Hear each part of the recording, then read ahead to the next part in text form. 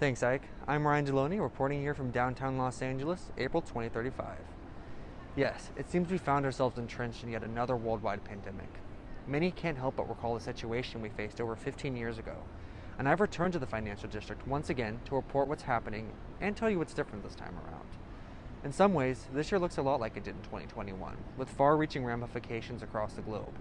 If the last pandemic was any indicator, we knew we were going to be facing massive isolation, business closures, creative stifling, and a complete abandoning of public spaces. Fortunately, we learned a lot from COVID-19, and that's thanks in great part to the fact that Los Angeles, Santiago, and Shanghai are now sister cities with a lot to learn from each other about preparing for and coping with this kind of large-scale crisis.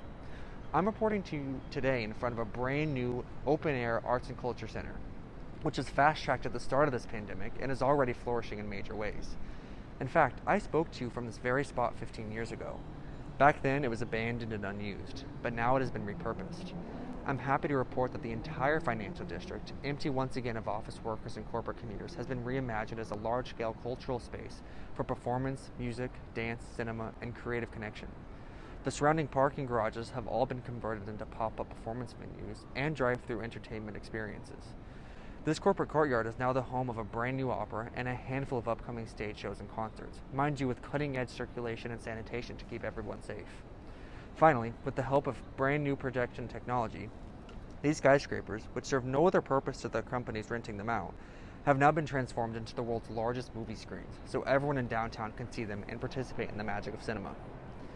This innovative project was largely inspired by the efforts of the Jingan district in Shanghai to keep cultural spaces and breeding grounds for creativity alive, despite our grim circumstances. If 2021 taught us anything, it was to resist the inherent urge to close off. We learned that it was possible to launch recovery efforts and stay healthy without letting our city's infrastructures go to waste. We learned to explore and reimagine what was right in front of us, even if we couldn't interact with those spaces in the same ways as we once could. In direct contrast to what occurred in 2021, when the city's lights practically went dark for the better part of a year, we adjusted rather than isolated, using public gathering spaces for good instead of abandoning them.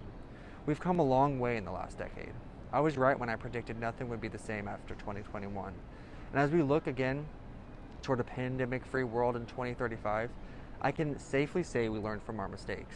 Hopefully our cities don't have to endure another pandemic, but if so, we'll be ready. On to you, Holly.